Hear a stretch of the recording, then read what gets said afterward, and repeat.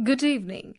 This is Akashvani. I am Saira Mujtaba with the news at 9.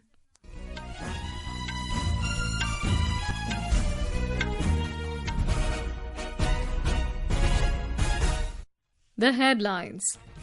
At least 66 people killed and 51 others injured in a fire at a hotel in northwestern Türkiye. US President Trump ends automatic citizenship of children born in the country to non-citizen parents, withdraws United States from World Health Organization and Paris Climate Agreement. Maharashtra signs multiple MoUs worth 38,750 crore rupees at World Economic Forum in Davos. Sensex sinks over 1,200 points, Nifty 50 plunges more than 300 points. And in Women's Hockey India League, Odisha Warriors beat JSW Soorma Hockey Club 2-0 in Ranchi. And now the news in detail. At least 66 people were killed and 51 others injured in a fire at a hotel at a ski resort in northwestern Türkiye this morning. Authorities evacuated around 230 guests from the hotel. Turkish Interior Minister Ali Yerlikaya said the blaze broke out in the restaurant of the 12-story Grand Kartal Hotel in the mountaintop resort of Kartalkaya.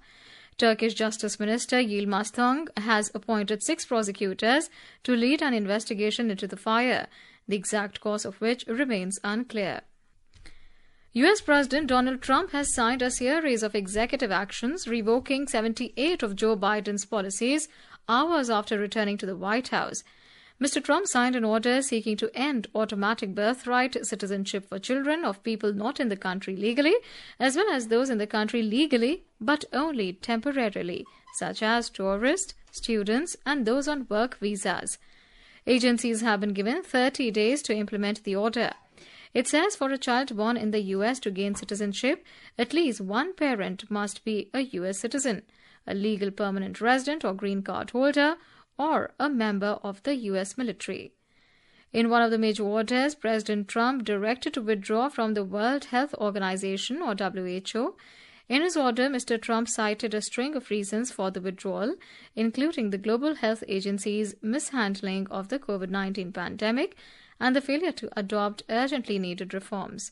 He accused the WHO of being biased towards China in how it issued guidance during the outbreak. I paid $500 million to World Health when I was here, and I terminated. China, with 1.4 billion people, we have 325. They were paying $39 million, we were paying $500 million. It seemed a little unfair to me. So that wasn't the reason, but I dropped out. They offered me to come back for $39 million. In theory, it should be less than that, but pretty sad though. Think of it. China pays $39 million, and we pay $500 million. And China's a bigger country.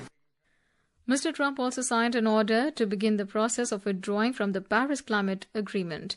He also invoked emergency powers to expand U.S. energy production by reversing climate-related policies and facilitating oil, gas, and mining activities. President Trump directed federal agencies to review tariffs and trade relations with China, Mexico, and Canada. He declared a national emergency at the U.S.-Mexico border and ordered the deployment of troops to address what he called a disastrous invasion. All illegal entry will immediately be halted, and we will begin the process of returning millions and millions of criminal aliens back to the places from which they came. We will reinstate my Remain in Mexico policy. I will end the practice of catch and release, and I will send troops to the southern border to repel the disastrous invasion of our country. Maharashtra has signed multiple MoUs worth 38,750 crore rupees at the ongoing World Economic Forum in Davos in the presence of Chief Minister Devendra Fadnavis.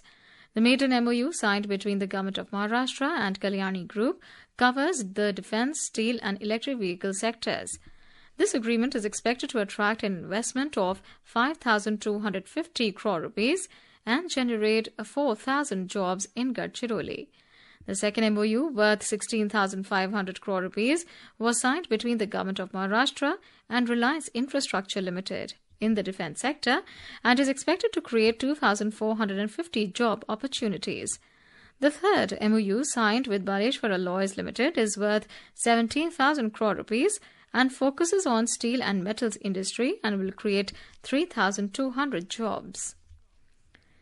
The Association of Legislative Bodies, All India Presiding Officers Conference or AIPOC, has resolved to ensure disruption-free environment, qualitative debate and discussion during the proceedings of legislative bodies. The apex organization of legislative assemblies and parliament adopted 5 resolutions on the concluding day of the 85th conference of AIPOC in Patna.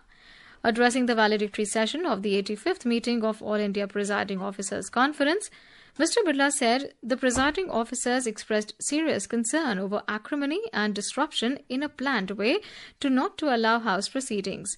The Lok Sabha Speaker said the One Nation, One Legislative Platform mission will be completed this year by bringing all legislative bodies on the same digital platform. He said Lok Sabha is hand-holding and giving patronage for use of AI or artificial intelligence. नई technology का उपयोग करते हुए, AI का उपयोग करते हुए जितनी भी संसद की और विधानसभा की डिबेट हुई है, उन संसद और विधानसभा डिबेट को एक प्लेटफॉर्म पर लाने का प्रयास, एक देश एक लेजिस्लेटिव, ताकि एक प्लेटफॉर्म पर देश की जनता विधायी कार्य को देख सके, बजट को देख सके, डिबेट को देख सके. Campaigning for the Delhi Assembly polls is going on in full swing as parties and candidates are trying their best to woo the voters. A report. Ruling AAP, BJP, Congress as well as other parties and independent candidates today held padyatras and meetings to garner support in their favour. Senior AAP leader and Punjab Chief Minister Bhagwant Mann today held roadshow in Shakur Basti and party MP Sanjay Singh held a public meeting in Mustafabad Assembly constituency. Senior BJP leader and Haryana Chief Minister Nayab Singh Saini today held public meetings in Patel Nagar, Shalimar Bagh and Rajendra Nagar Assembly constituencies. Member of Parliament Pappu Yadav held a public meeting in Badli Assembly constituency in support of Congress candidate. BJP released the second part of its Sankalp Patra today. Voting for the Delhi Assembly elections will be held on 5th of the next month and counting on 8th February. With Anupam Mishra, Aman Yadav, Akashvani News, Delhi. This is Akashvani giving you the news. For quick news updates round the clock, follow us on our X handle at AIR News Alerts. And for details of these stories and more, log on to our website www.newsonair.gov.in and download the News on Air app. Welcome back. You're listening to News at 9. And now, news from the Mahakumbh at Prayagraj.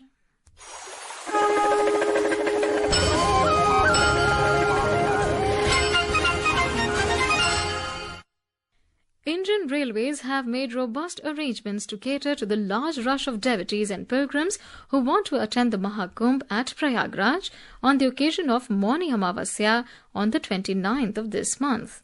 Railways will run over 150 special trains on the day of Mauni Amavasya from various railway stations of Prayagraj region to facilitate devotees and pilgrims to reach their destinations. More from our correspondent.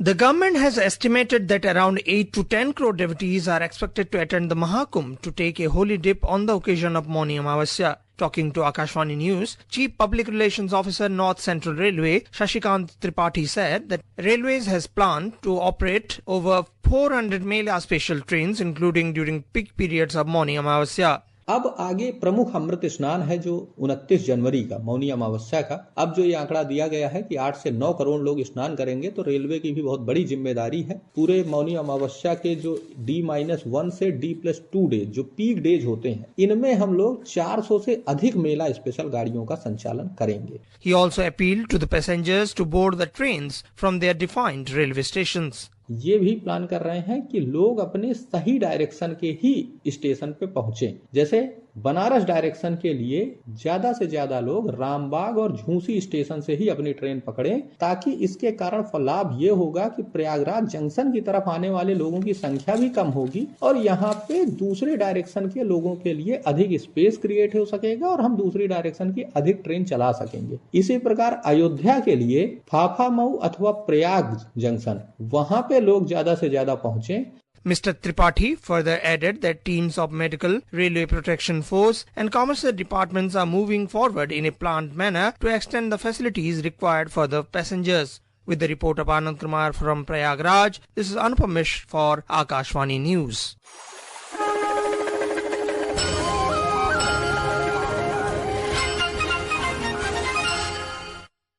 In some more news, Prime Minister Narendra Modi today lauded G20 Sherpa Amitabh Kant for his book on the country's G20 presidency titled How India Scaled Mount G20. In a social media post, Mr. Modi wrote that the book gives a lucid perspective on efforts to further human-centric development in pursuit of a better planet. Earlier, Mr. Kant presented his book to the Prime Minister. Government has said that over 4 crore Sukanya Samriddhi accounts have been opened across the country. The scheme was launched on the 22nd of January 2015 as part of the Beti Bachao, Beti Padhao campaign. This scheme allows parents to open a Sukanya Samriddhi account for girls at any post office or designated commercial bank branch, starting with a minimum initial deposit of 250 rupees. According to the Finance Ministry, the scheme is currently offering interest rate of 8.2% per annum. At least 14 MoUs have been killed in a joint interstate operation on Chhattisgarh-Odisha border. Central Committee member of Naxalites, Jairam alias Chalpati, has also been killed in this encounter. A reward of 1 crore rupees was declared on him. Additional Director General Naxal Operations of Chhattisgarh, Vivekanand Sinha, said that the operation was conducted in the border areas of Gariyaband district of Chhattisgarh and Noapada district of Odisha. Intermittent exchange of fire between the security forces and Maoists continued for more than 36 hours. बताना चाहूंगा कि ये बहुत ही महत्वपूर्ण operation जिला गरियाबंद में हुआ है और जिसमें ये संयुक्त अभियान था जिसमें कि छत्तीसगढ़ पुलिस और छत्तीसगढ़ की एसटीएफ और सीआरपीएफ और जो बॉर्डरिंग राज्य हैं उड़ीसा के भी इसमें कुछ टीमें शामिल थी। कल दोपहर के बाद से लगातार यहाँ पे रुक रुक के फायरिंग होती रही पर अभी भी रुक रुक के फायरिंग जारी है। Bollywood actor Saif Ali Khan was discharged from Mumbai's Leelavati hospital this evening and reached home amid heavy security. The actor had suffered multiple injuries after being stabbed in his home on the 16th of this month. Benchmark domestic equity indices plunged today amid sell-offs across all sectors, triggered by global and domestic factors. US President Donald Trump's tariff threats targeting BRICS nations, weak third-quarter earnings, and persistent foreign institutional investor selling weighed on the markets. The broader market indices at BSE also ended with deeper cuts. Mid-cap index shed 2% and the small-cap index declined over 1.9%. A report. The 30-share index at the Bombay Stock Exchange, Sensex, sank 1,235 points or 1.6% to close at 75,838. Similarly, the National Stock Exchange, Nifty 50, plunged 320 points or 1.37% to settle at 23,025. In the forex market, the rupee today ended marginally down by 2 paise to settle at 86 rupees and 58 paise against the US dollar. Brent crude was trading at $78.83 per barrel and WTI crude was trading at around $75.91 per barrel according to the latest reports. Rajesh Lake for Akashvani News. In the women's section of the Hockey India League, Odisha Warriors defeated JSW Soorma Hockey Club 2-0 in Ranchi this evening. In the men's section, UP Rudras are currently facing Team Gonasika in Rourkela. And now, before we end the bulletin, the headlines once again.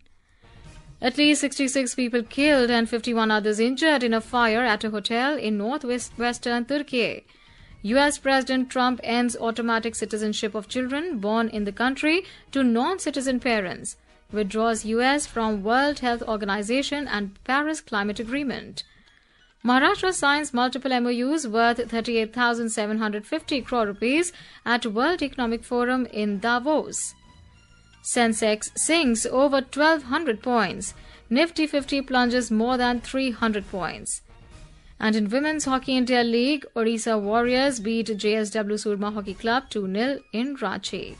For details of these stories and more, log on to our website www.newsonair.gov.in and News on Air app. That's all in the news at 9. Good night.